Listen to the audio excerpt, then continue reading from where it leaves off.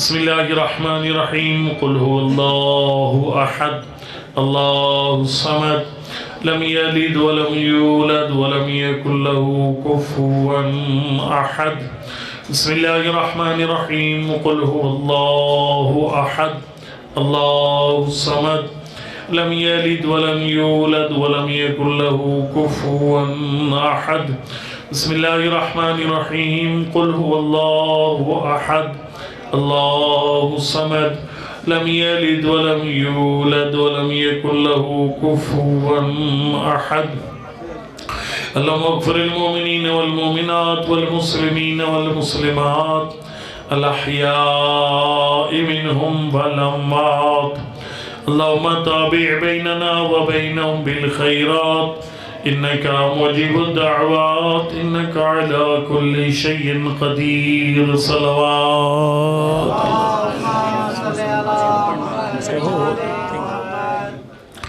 أعوذ بالله من الشيطان الرجيم بسم الله الرحمن الرحيم الحمد لله رب العالمين الصلاة والسلام على سيدنا ونبينا وحبيب قلوبنا وطبيب نفوسنا بالقاسم محمد صلى الله محمد وعلى وعلى آل الطيبين الطاهرين المعصومين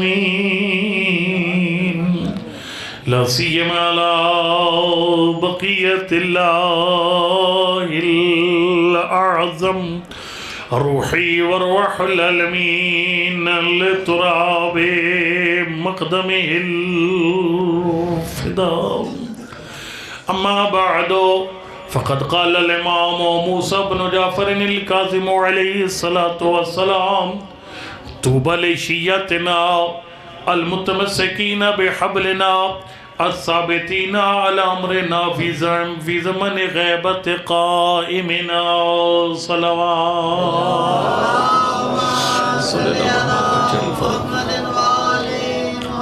نعرہ تکبیر نعرہ رسالت نعرہ حیدری نعرہ حیدری بر محمد علیہ بیت محمد صلوات پڑھ لی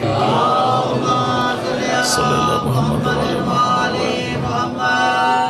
آج 7ویں حجت خدا کی شہادت کا دن ہے اس غم کے حقیقی وارث امام زمان ارواحنا فدا تمام عاشقان امام موسیٰ کاظم علیہ السلام کو میں تعزیت پیش کرتا ہوں میری دعا ہے کہ خالق کائنات ہم سب کو زندگی کی ہر مشکل میں آخرت کے پورے سفر میں باب العوائد امام کی شفاعت نصیب فرمائے بہت زیادہ لمبی گفتگو کرنے کا وقت نہیں ہے کافی زیادہ ماشاءاللہ پڑھنے والے ہیں میں آپ کے سامنے امام کاظم علیہ السلام کی وہ عظمت بیان کروں گا جو ان کی سب سے بڑی فضیلت ہے امام موسیٰ کاظم علیہ السلام کی سب سے بڑی فضیلت اور وہ فضیلت پتہ کیا ہے وہ فضیلت یہ ہے یہ وہ پہلا امام ہے یعنی ان 12 میں سے وہ پہلا امام ہے جس کا لقب خود معصوم نے عالم آل محمد رکھا یا عالم 14 کے 14 سچے ہیں لیکن صادق آل محمد ایک ہے 14 کے 14 رائے حق میں قیام کرنے والے قائم آل محمد ایک ہے لیکن یقین جانیے گا 14 کے 14 عبادت گزار لیکن زین العابدین بیٹھے ٹور گئے یار زین العابدین ایک ہے یقین جان ہے 14 کے 14 عالم لیکن پہلے معصوموں کے مقابلے میں سب سے پہلی ہستی جس کا لقب آل محمد ہے امام موسیٰ کاظم علیہ السلام یہ ایک درود ہے جو کہ جشنوں پر نا کربلا میں بھی امام حسین کی قبر کی زری کے اوپر وہ ایک پٹی لگتی ہے اور وہ اسی طریقے سے قم میں ہم نے خود دیکھا تھا جناب معصوم قم سلام اللہ علیہ کی قبر پر جو جشن اور ولادت کے ایام میں ایک پٹی لگاتے تھے اللہم صلی علی الاسمت الفاطمیہ والحلم الحسنیہ والشجاعت الحسینیہ والعلوم الکاظمیہ. تھوڑے سے رلاؤ. یا علی یا رسول اللہ یا علی. امام موسیٰ کاظم کا علم مشہور تھا. علم اتنا مشہور تھا کہ ان کی والدہ گرامی حضرت حمیدہ خاتون کا بیان ہے، خود پوچھا چھٹے امام سے، عرض کیا مولا اس سے پہلے بھی اللہ نے مجھے اولاد دی ہے، لیکن یہ جو بچہ ہے اس نے کچھ ایسے کام کیے ہیں جو پہلے کسی بچے نے. بھائی جان میں موسم پڑھ رہا ہوں، مجھے خیبر خندق پڑھنا آتا ہے. امام موسیٰ کاظم کا دن ہے، میں آپ کو خیبر میں لے جاؤں. فرمایا اس بچے نے کچھ کام الگ کیے، منفرد کام ہے جو باقی بچوں نے نہیں کیے. فرمایا کون سے کام؟ عرض کیا مولا پہلا کام وقع ساجدا للہ، اس میرے بیٹے نے دنیا میں آنے کے بعد اللہ کی عظمت کا سجدہ بجا لایا. اب یہ بات واضح تھی ذرا آل محمد جو ہے وہ عبادت کی عاشق ہے، لیکن اگلی باتیں عجیب تھی. فرمایا وازن ید الیمنی علی الارض، فرمایا اے جعفر صادق آقا اس بیٹے نے ایک ہاتھ زمین پر رکھا، رافعا راسہ الی السماء، چہرے کا رخ آسمان کی طرف کیا. مولا اس بیٹے نے یہ دو الگ کام کیوں کیے ہیں جو باقی بچوں نے نہیں کیے؟ توجہ، باقی بچوں نے نہیں کیے. سرکار نے فرمایا اما وضع ید الیمنی علی الارض، فرمایا اے حمیدہ تیرے بچے نے ایک ہاتھ زمین پہ اس لیے رکھا فَإِنَّهُ كَانَ يَقْبِضُ كُلَّ عِلْمٍ أَنزَلَهُ اللَّهُ تَعَالَى عَلَى الْأَرْضِ، اللہ نے جتنا علم زمین پہ بھیجا تھا موسیٰ کاظم نے سارا وصول کر لیا. یا علی یا رسول اللہ یا علی یا علی علیہ السلام. اللہم صلی اللہ علیہ وسلم. پھر فرمایا اما رفع راسی الی السماء، اس بیٹے نے اپنے چہرے کا رخ آسمان کی طرف کیوں کیا؟ سرکار نے فرمایا اذن منادی میں ینادی من بطنان العرش، جب تیرا بیٹا سارا علم وصول کر چکا آسمان کے پردوں سے آواز آیا یا موسیٰ بن جعفر انت صفتی من خلقی، اے موسیٰ کاظم میری ساری مخلوق میں سے تو میرا انتخاب ہے. میری ساری مخلوق میں سے، یعنی تو سارے بندیاں چو میرا چنیا ہوا بندہ ہے، تو مخلوق میں سے میرا انتخاب ہے. عیبت علمی میرے علم کا خزانہ، فموضع سری میری راز کی جائے گاہ ہے. لَكَ وَلِمَنْ تَوَلَّاكَ وَجَبْتُ رَحْمَتِي وَمَنَحْتُ جَنَانِي، موسیٰ بن جعفر جو تجھ سے محبت کرے گا میں اللہ نے جنت عطا کر دی، رحمت واجب کر دی. سرکار نے فرمایا کہ اس کے بعد فرمایا اب حمیدہ میں بتاتا ہوں میرے بچے نے چوتھا کام بھی کیا. مولا کون سا کام تھا؟ فرمایا اگر آپ نے محسوس کیا اذن شفتہ تتحرکان، منادی کی آواز سن کر آسمان کی طرف رخ کرنے کے بعد میرے بیٹے کے لب ہل رہے تھے. فرمایا میرا موسیٰ کاظم دنیا میں آنے کے فوراً بعد اللہ کی وحدانیت پر قرآن کی آیت پڑھ رہا تھا، شاہد اللہ انہ لا الہ الا ہو والملائکۃ واولو العلم بالقسط انہ لا الہ الا ہو. اللہ خود بھی گواہ ہے، اللہ کے ملائکہ بھی گواہ ہے، اور علم والی ہستیاں گواہ ہیں، اللہ کا شریک کوئی نہیں ہے.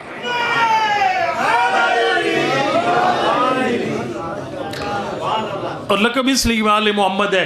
چھٹے امام فرماتے ہیں جب میرے بیٹے نے قرآن کی آیت پڑھی نے جو اللہ کی وحدانیت کی گواہی کی آیت تھی، پھر غیب سے آواز قد اعطاک اللہ العلم الاول والآخر، اے موسیٰ کاظم اللہ فرماتا ہے میں نے سارا علم تجھے عطا کر دیا.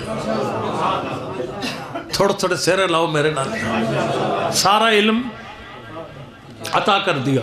اچھا جی، اور پھر میں خدمت میں عرض کروں گا کہ زیادہ چونکہ لمبی گفتگو کا وقت نہیں ہے، آج کل مذاہب کے اندر گفتگو چل رہی ہے کون سا مذہب سچا ہے. میں نے کبھی کسی مذہب پر اٹیک نہیں کیا، میرے 12-14 کے فضائل اتنے ہیں، مجھے کسی کے گھر پتھر پھینکنے کا ٹائم ہی کوئی نہیں، وقت ہی کوئی نہیں، میں کسی پر اٹیک نہیں کرتا، لیکن اپنے مذہب کی سچائی کی دلیل دینا میرا حق ہے۔ آپ کے خلاف بڑی سازشیں اسمبلیوں میں ہو رہی ہیں، چترال کا ایک مولوی ملعون ہے، اس نے بل پاس کیا ہے، بل پاس کروایا ہے، اسمبلی گنگوں بہروں کی اسمبلی سے اور اندھوں کی اسمبلی سے بل پاس کروایا ہے، بھائی جو بندہ بھی صحابہ کرام اور اہل بیت کی توہین کرے گا اسے عمر قید سزا دی جائے۔ سرکار اگر ایسا ہی ہے نا تو پھر جو صحابہ کرام کے آپس کے اختلافات ہیں، کبھی پاک پیغمبر نے کسی صحابی کو پھانسی لگایا، صحابہ کرام کی آپس میں اونچ نیچ ہو جاتی تھی پاک پیغمبر کے زمانے میں، لیکن نبی نے کسی کی عمر قید سزا دی۔ تے پلیٹوں نو شہرت تو زیادہ تک گرم نہیں ہونا چاہیے تھا، آپ نبی سے بڑے دیندار ہو، آپ کو بہت درد پیٹ میں پڑا ہوا ہے۔ میں یہ ساری سازشیں کس لیے ہیں بھئی یہ مجلس سے رک جائیں، سر آپ ہمارے لکھ بندے بھی پھا لگاؤ نا، مجلس پھر بھی نہیں رکے گی۔ اصل یہ سارا چکر ہے ایسا ماحول خوف کا پیدا کرو، شیعہ ڈر کر مجلس سے پڑھنا اور سننا، نہیں ایک کام نہیں ہونا۔ میسم تمار دی زبان کٹ گئی، ارتامی علی گلی دی آواز آئی تھی۔ یہ سارے تجربے آپ کے بڑے بڑے بزرگ پہلے کر کے چلے گئے، لیکن میں ایک جملہ کہنے، میں ایک مسئلہ حل کرتا ہوں۔ دیکھیے ہم لوگ اپنا مذہب چھوڑ دیتے ہیں، آپ کو اتنی تکلیف کرنے کی ضرورت نہیں ہے۔ ہر سال مشی ہوتی ہے، فیارے ہوتی ہیں، اور ہماری قوم میں فیاروں کو جوتوں کی نوک پر بھی رکھتی ہے۔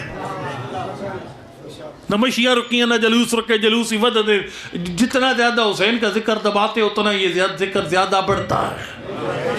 پابندیاں لگاؤ گے ذکر بڑھے گا، میں دعوے کے ساتھ کہتا ہوں جتنی پابندیاں لگاؤ گے ذکر اتنا بڑھے گا۔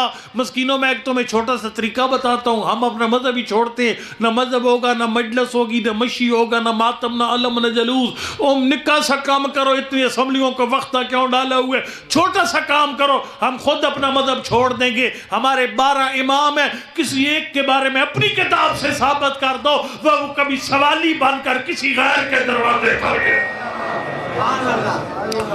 دنیا ہمیشہ ان کے دروازے پر آئی ہے، مجھے بے شک پھا لگانا لگا دو، لیکن یہ تاریخ کا حصہ ہے۔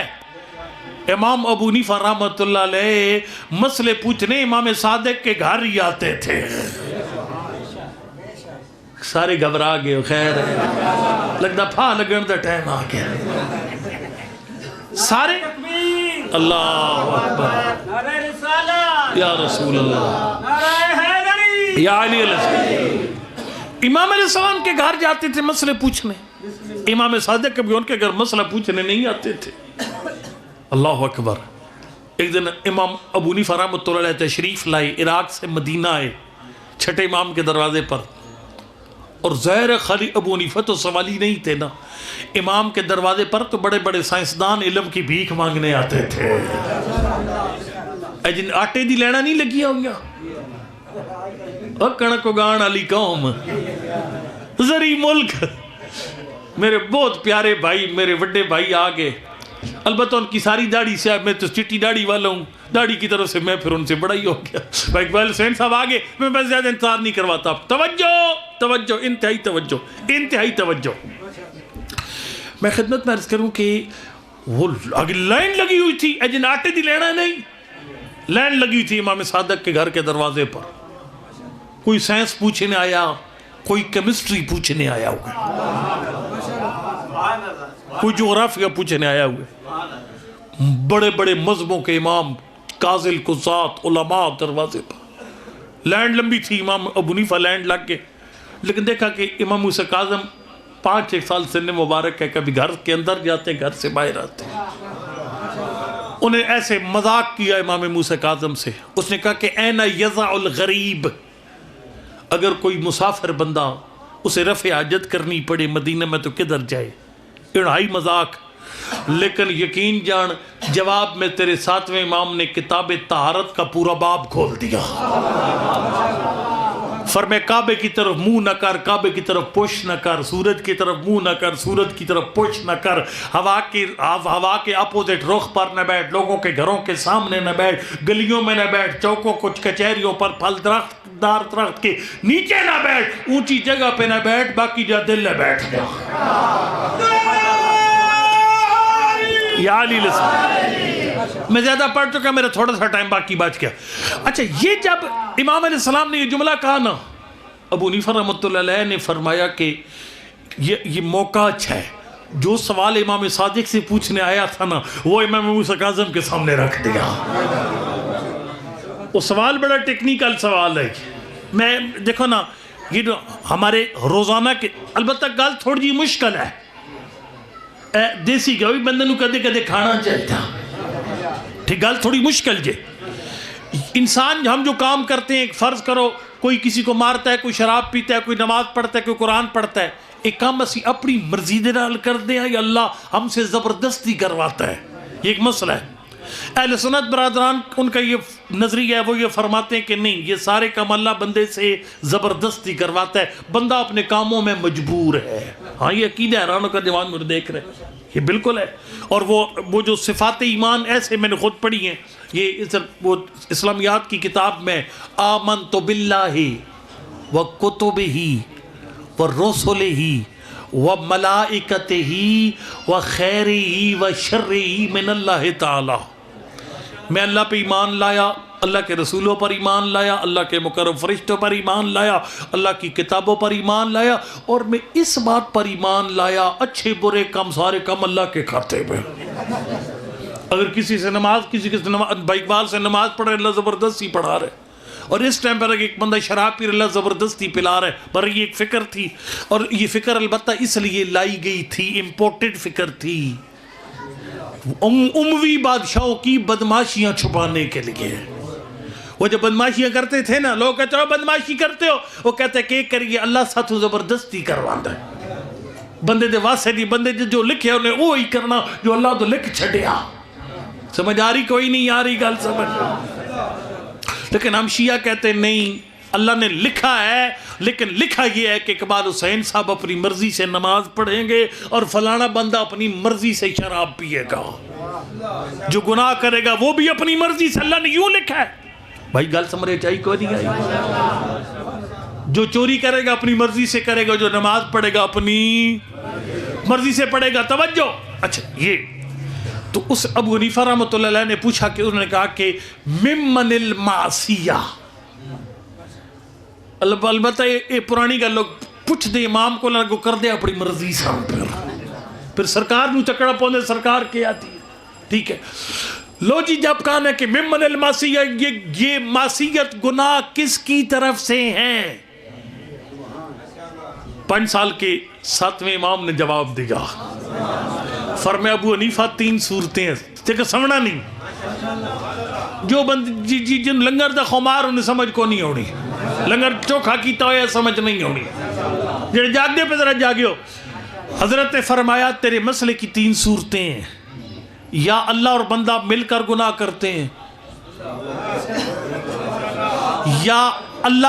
یا گناہ اللہ کی طرف سے ہے, بندے کا اس میں کوئی حصہ نہیں ہے. اے بندہ پستول ہے, پستول نیڑا بندہ چلا دے, وہ بندہ پھا لگدا, پستول تو نہیں پھا لگدا. ٹھیک ہے بھئی, یہ گناہ اللہ کی کھاتے میں اللہ کی طرف سے, بندہ تو بیچارہ ہتھیار ہے خالی.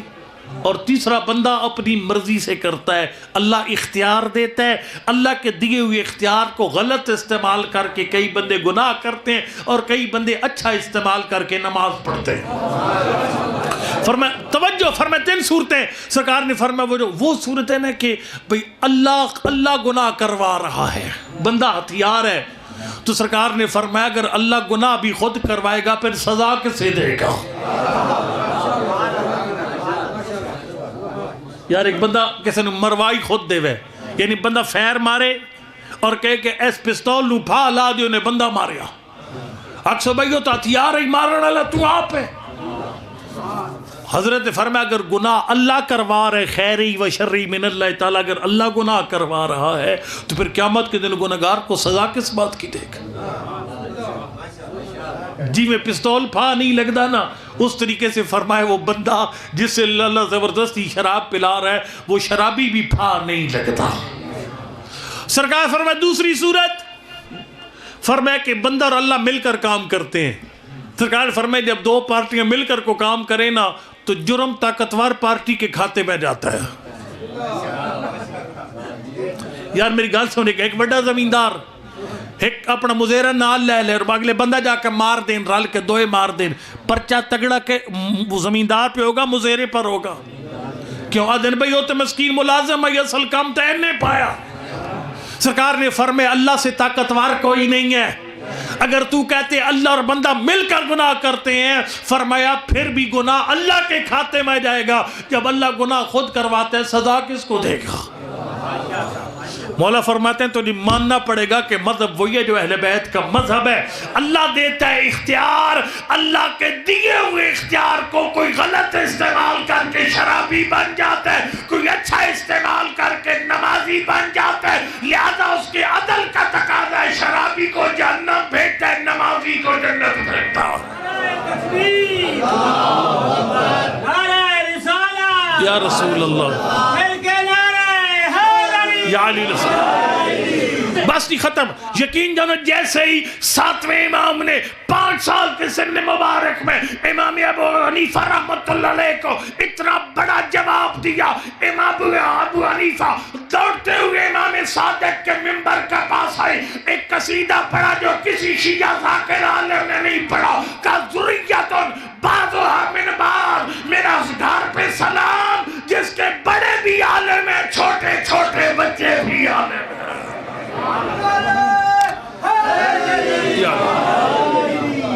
فضائل ختم، اور ایک جملہ تبلیغ جائی سن لو، ایک جملہ تبلیغ کا توجہ۔ سرکار نے فرمایا توبہ امام، اور اب جانتے ہیں میں جب تبلیغ پہ آتا ہوں تو میں تبلیغ امام زمانہ کے علاوہ نہیں کرتا۔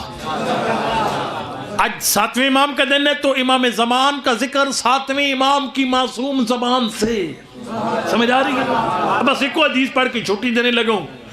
سرکار فرمائے طوبی لشیعتنا المتمسکین بحبلنا فی زمن غیبت قائمنا۔ سرکار فرماتے ہیں او نہنگ کے مومن بڑے خوش نصیب ہوں گے جو میرے 12ویں کی ریت بنے گے۔ وہ نہنگ سرگودہ جھنگ کے مومن، کوٹدو کے مومن جو میرے 12ویں کی ریت بنیں گے وہ بڑے خوش نصیب ہوں گے۔ اور یہ خوش نصیبی چھوٹی بڑی خوش نصیبی ہے۔ ہماری حدیثوں کتاب میں آیا ہے نبی فرماتے تھے میرے 12ویں کو ماننے والے میرے بھائی ہیں، السلام علی قوانی، میرا سلام میرے بھائیوں پر۔ صحابہ کرام نے عرض کی یا رسول اللہ ہمیں صحابی فرمایا، ان کو بھائی کیوں کہتے ہیں آخر زمان کے لوگوں کو؟ فرمایا تم نے پہلے میرے معجزے دیکھے پھر ایمان لائے، وہ زمانے کے امام کو دیکھے بغیر ایمان لے کر آئیں گے۔ بہت بڑی سعادت ہے۔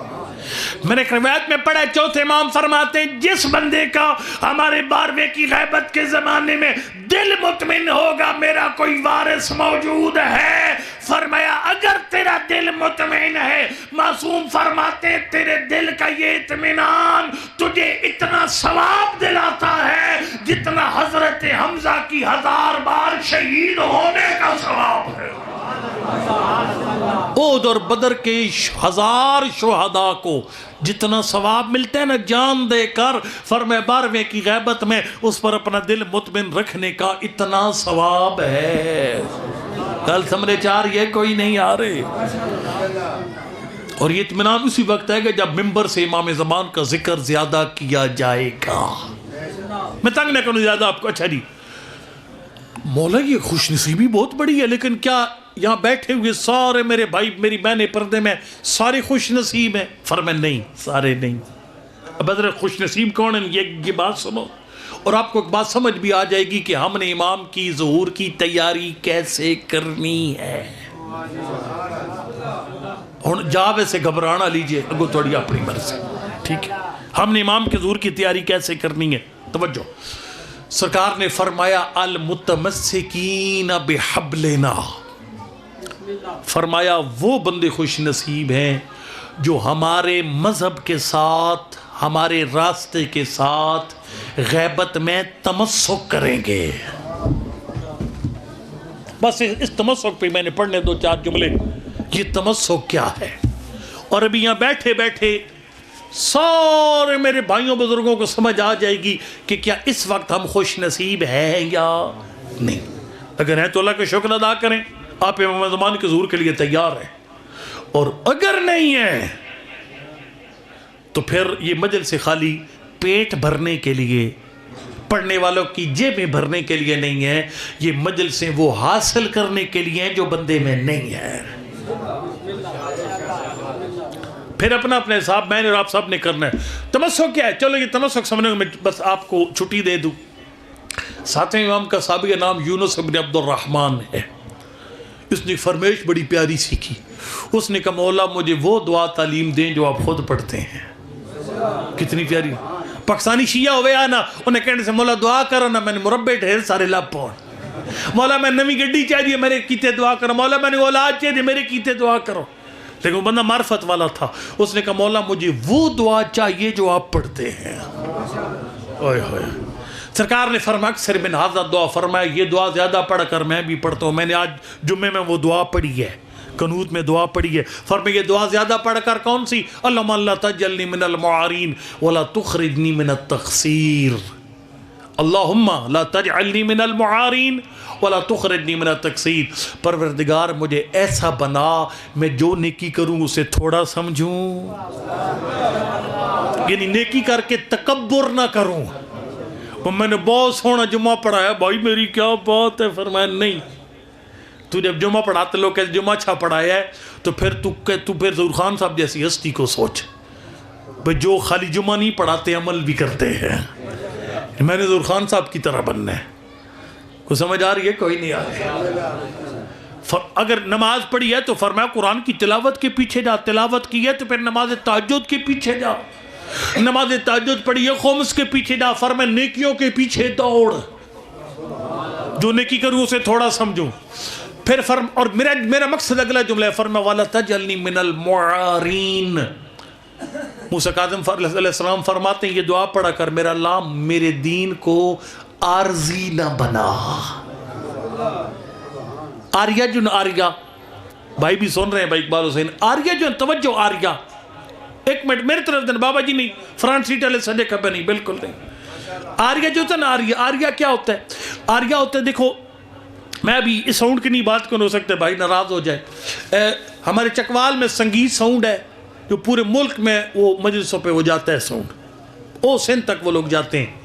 تو اب ایک امام بارگاہ کا اپنے سپیکر ہے، اے جڑے اتنے سپیکر لگے سا نا جمعے دے وچ، یہ ہے اپنی چیز پکی اپنے پاس ہی رہتی ہے۔ لیکن جو ساؤنڈ سنگیت ساؤنڈ آپ چکوال سے منگوائیں نا مجلس کے لیے وہ آریہ ہے۔ آریہ کا مطلب ہے کہ آیا شام کو چلا گیا، اس کا مطلب ہے کہ دین پکا اس کا ہے جو دین پہ ثابت قدم رہتا ہے۔ جس بندے کا دین کبھی دکان پہ نکل گیا، کبھی سامنے سے کسی کی ماں بہن بیٹی گزری دین نکل گیا، کوئی نہیں سمجھ آ رہی، چلو نہیں سمجھ آئی، میں اپنی میں ایک اشارہ کرتا ہوں۔ وہ جو سنگیت ساؤنڈ ہے نا وہ آریہ کا کیا مطلب ہے؟ آپ اس کو پیسے دو وہ امام حسین کی مجلس سنا دے گا، اگلی پارٹی پیسے دے وہ عطا اللہ کے گانے سنا دے گا، ہونی کو نہیں سمجھ آئی۔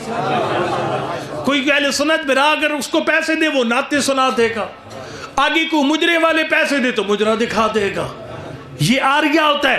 فرمائے میرا اللہ میرا دین آریہ نہ ہو۔ اب کیسے پتا چلے گا مہر تو امام زمان کے ظہور کے لائق اس وقت ہے یا نہیں؟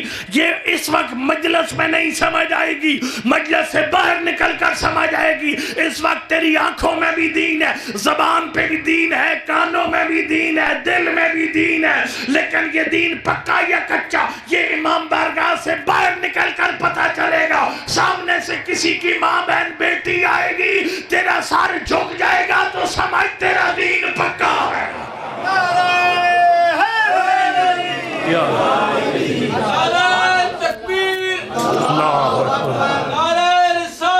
یا رسول اللہ علی علی نگر نگر گلی گلی علی علی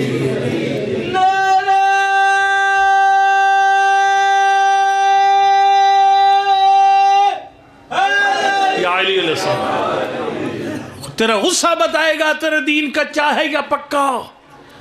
ابھی تو ماشاءاللہ علی علی کر رہے ہو، باہر نکلو گے کسی بات پہ غصہ آئے گا، اگر زبان سے گالیاں نکل گئی مطلب ہے وہ دین تھا نا اس میں امام بارگاہ میں علی کر رہا تھا، وہ دین پکا نہیں تھا۔ مجلس میں پاس تھا، غصے میں چلا گیا۔ یہ جوان جو موبائل والے بیٹھے ہیں انشاءاللہ مجھ سے ناراض ہو جائیں گے سارے، کوئی بات نہیں ہے۔ اس وقت ماشاءاللہ یہ دیندار ہیں مجلس میں، لیکن دین پکا یا کچا یہ رات کو پتہ چلے گا جب اماں بس ہو جائیں گے نا اور موبائل پاس ہوگا، وائی فائی آن ہوگا، اور اس وقت یوٹیوب تیرے موبائل کی ہسٹری بتائے گی دین کچا ہے یا پکا۔ اور یہ بات آخری سطر، ممبر خالی، یہ بات دل پہ لکھ لے۔ امام زمان نے فرمایا اگر میری جوانوں کو پتہ چل جائے میری غیبت میں حالت کیا ہے، یہ اپنی آنکھوں سے حرام نہ دیکھیں۔ ہمیں پتہ ہی کوئی نہیں ہے، کسی نے بتا، ہم سمجھتے ہیں کہ امام زمان بڑے صوفے شوفے لگے ہوئے ہیں، اے سی والا کمرہ ہے، بڑا کھانا پینا زبردست ہے، خوش باش، پردہ غیبت میں بڑے مزے میں ہے، لیکن نہیں۔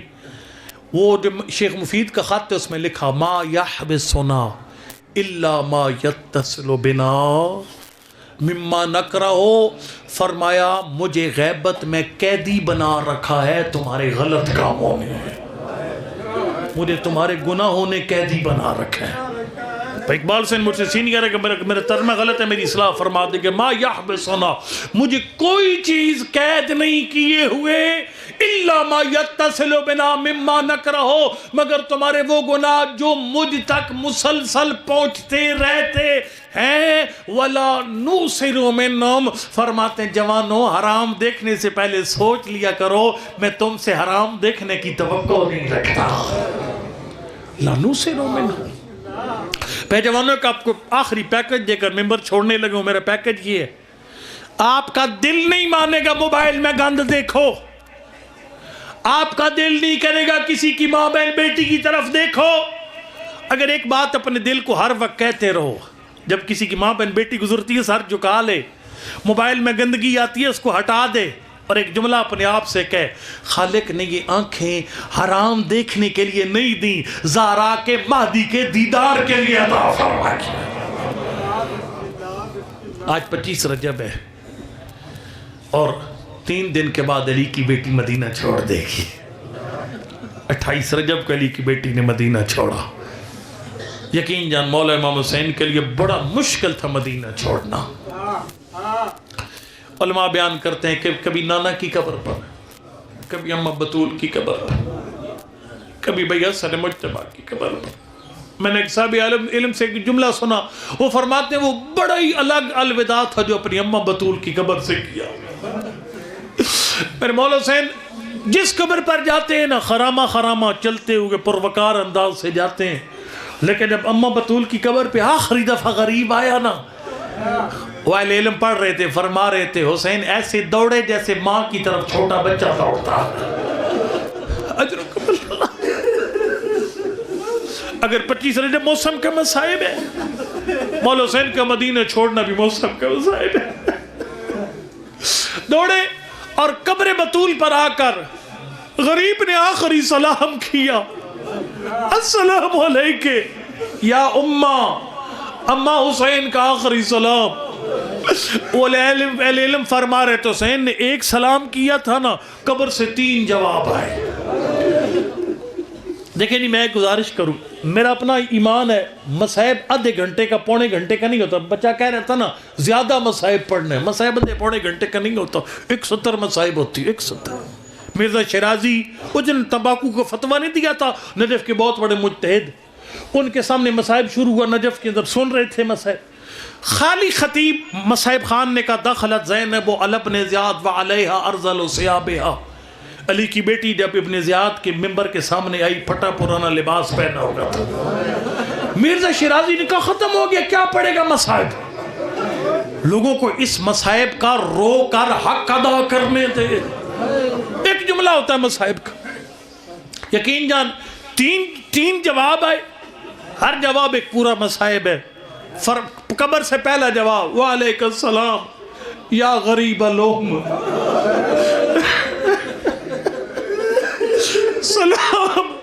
سلام ہے میرا مسافر بیٹا۔ دوسرا جواب وعلیکم السلام یا عطشان الام، سلام ہو میرا پیاسا بیٹا. دو جواب. تیسرا فرمایا وعلیک السلام یا سحقان الام. علماء کرام مجلس سن رہے ہیں. سحقان عربی میں پتہ کب بولا جاتا ہے؟ وہ جب پرانی چکیاں ہوتی تھی نا، پتھر والی چکی، اوپر دانے ڈالتے تھے، چکی پتھر پہ پتھر چلتا تھا نا، تو وہ جو دانہ پس جاتا تھا نا، آٹا بن جاتا تھا، اسے عربی میں سحقان کہتے ہیں. نبی کی بیٹی کی قبر سے آواز آ رہی تھی وعلیک السلام یا سحقان الام. میرا سلام ہو اس حسین پر جس کی لاش پر شمال کے گھوڑے جنوب کو دوڑ جائیں گے، جنوب کے گھوڑے شمال کو دوڑ جائیں گے. جب 11 محرم زینب آئے گی، میری بیٹی کو سمجھ نہیں آئے گی سینے کی ہڈیاں کون سی ہیں، کمر کی ہڈی. آخری جملہ منبر خالی کر رہا ہوں. اللہ اکبر. قبلہ سید محمد یار شاہ صاحب پڑھا کرتے تھے، علی کی بیٹی کو پتہ چل گیا حسین مدینہ چھوڑ کے جا رہا ہے، سیدھی اپنے گھر آئی اپنے وارث کے پاس. عبداللہ یاد ہے نا ہمارے نکاح کے موسم میرے بابا نے 2 شرطیں لگائی تھیں. پہلی شرط تو پابند ہے ہر دن میں کم از کم 1 مرتبہ زینب کو حسین سے ضرور ملوائے گا. ایک لفظ مسائل. دوسری شرط اگر حسین وطن چھوڑے، زینب اجازت مانگے عبداللہ میری بیٹی کو روکنا نہیں. فرمائے چچا جائے میرے حسین وطن چھوڑ کے جا رہے، میں اجازت مانگنے آئی ہوں. حسین کس ملک کے سفر پہ جا رہے ہیں؟ فرمایا عراق. عراق کا نام آیا، عبداللہ کی آنکھ نہیں تھی، سامن کے بادل تھے. علی کی بیٹی تو کو جا، عراق کے ڈاکو کو جا. اللہ اکبر. ہے عبداللہ پر راضی نہیں ہے، جب دکانہ پر راضی نہیں ہے. قبلہ یار خاصہ پڑھتے تھے، فرمایا عبداللہ اگر آپ راضی نہیں ہیں نا، میں حسین کے ساتھ عراق نہیں جاؤں گی، لیکن عبداللہ اگلی بات میرے اختیار میں نہیں ہے. علی کی بیٹی کون سی بات تیرے اختیار میں نہیں ہے؟ فرمایا ادھر حسین کا قافلہ چلے گا، ادھر زینب کا جنازہ اٹھے گا. اتنا میں نے پڑھنا تھا. 28 رجب کی آدھی رات تھی، سارا مدینہ سویا ہوا.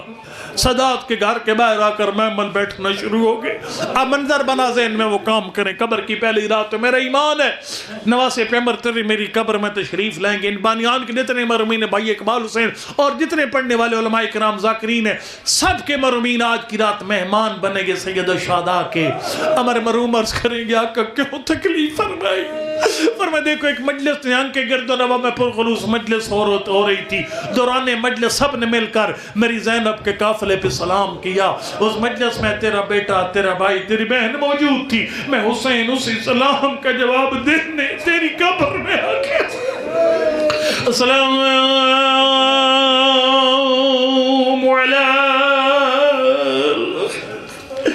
حسین. یہ سلام میں مصائب بنانے کے لیے نہیں پڑھتا، میرا خدا شاہد ہے. آیت اللہ دستغائب شیرازی نے اپنی، آپ کو اگر آتا ہے پنجابی اردو کسی زبان میں پڑھا کرو. آیت اللہ دستغائب نے کتاب معاد میں لکھا اصفہان کی مومنہ دفن ہوئی قبر میں، حسین پہلی رات اس کی قبر میں آ گئے.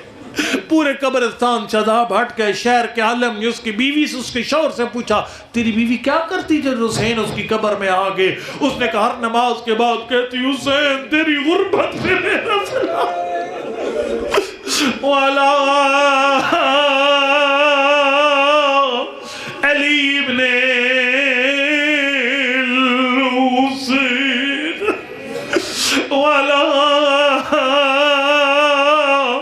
اولاد الحسین والا اخاتی الحسین. 28 رجب کی آدھی رات تھی جب سادات کے گھر کے باہر محمل بیٹھنا شروع ہو گئے. بھائی اقبال حسین کا یہ جملہ مجھے بڑا پیارا لگتا ہے. میں خود اس جملے پہ بڑا روتا ہوں. بھائی نے پڑھا تھا ڈھوڑیال کے اندر اللہ اکبر. سب سے پہلے گھر کا دروازہ کھلا، ایک بی بی نکلی جس کے ہاتھوں پہ چند دنوں کا بچہ. ان انصاف سے بتا، جب تیرے گھر میں بچہ پیدا ہوتا ہے ماں کتنا عرصہ آرام کرتی ہے؟ کئی علاقوں میں ماں 6 مہینے، کئی علاقوں میں 1.5 مہینہ آرام کرتی ہے۔ لیکن بھائی اقبال حسین صاحب نے پڑھا تھا جب حسین نے مدینہ چھوڑا 18 دنوں کے تھے، نہ ماں سفر کے قابل ہے نہ بچہ سفر کے قابل ہے۔ کوئی روایت نہیں کہتی رباب نے کہا حسین میرا اصغر چھوٹا ہے میں نہیں جا سکتی، روایت کہتی ہے زینب بعد میں سوار ہوئی، رباب پہلے۔ اجرکم اللہ، اللہ اکبر۔ پھر گھر کا دروازہ کھولا، ایک نوجوان نکلا جس کے ساتھ اس کی ماں موجود تھی۔ راوی کہتے جوان نے اپنی اماں کو سوار کر دیا۔ میں نے پوچھا کون بی بی؟ اللہ اکبر جواب آیا قاسم اپنی اماں کو سوار کرنے آیا۔ میں نے سارا مضمون چھوڑ دیا، اللہ اکبر۔ راوی کہتے پردہ دار بی بی آتی رہی، سوار ہوتی رہی، لیکن کسی کو شوہر نے سوار کیا، کسی کو بھائی نے سوار کیا، کسی پردہ دار بی بی کو بیٹے نے سوار کیا۔ لیکن کہتے آخر میں گھر کا دروازہ کھلا، ایک بی بی نکلی جس کا نکلنے کا انداز ساری بیویوں سے مختلف تھا۔ کنیزوں نے ہمیں گھیرے میں لیا ہوا تھا، کہیں سے حسین دوڑے، کہیں سے عباس دوڑے، سارے بنی ہاشم نے بی بی کے محمل کو گھیر لیا۔ راوی کہتے میں دیکھ رہا تھا جب سجاد نے اونٹ کی مہار کو پکڑا، عباس نے اپنے زانو آگے بڑھائے، وہ پردہ دار بی بی عباس کے زانوں پہ قدم رکھ کے سوار ہو گئی۔ میں نے پوچھا کون بی بی؟ جواب میں علی کی بڑی بیٹی زینب۔ آخری جملات اٹھا دعا کے لیے شرم نہ کر، قبولیت کی گھڑیاں میرے لئے جتنے میرے بھائی اور میری بہنیں بیٹھی ہیں سب کو میرا مالک اپنی آنکھیں امام زمان کے دیدار کے قابل بنانے کی توفیق عنایت فرما۔ پروردگار اس سارے مجمع کو کربلا کا چہلم نصیب فرما۔ یہ موقع معمولی نہیں ہے۔ روایت میں 50 یا 40 مومن جب مل کر مانگتے ہیں سارے جھولیاں بھر لیتے ہیں، جب ایک مومن کی آنکھ سے آنسو نکل آئے سارے جھولیاں بھر لیتے ہیں۔ پروردگار مجھے نہیں پتا کون سا مومن اولاد مانگنے آیا، مجھے نہیں پتا کون سا مومن بیمار کی شفا مانگنے آیا، میرا مالک کسی مومن کو خالیات نہ اٹھاؤ۔ تجھے اس وقت کا واسطہ جب مدینہ سے مکہ، مکہ سے کربلا، پورے سفر میں بنی ہاشم کے جوان زینب کو سوار کرتے آئے، محمل سے اتارتے آئے۔ اللہ اکبر۔ آ گیا 11 محرم کا دن جب زینب سارا قافلہ سوار کر چکی، روایت کے لفظ نظرت یمیناً و شمالا، زینب نے کبھی دائیں دیکھا کبھی بائیں دیکھا۔ علی کی بیٹی دائیں بائیں کسے دیکھ رہی ہے؟ فرماتی ہے کدھر گئے مجھے مدینہ سے سوار۔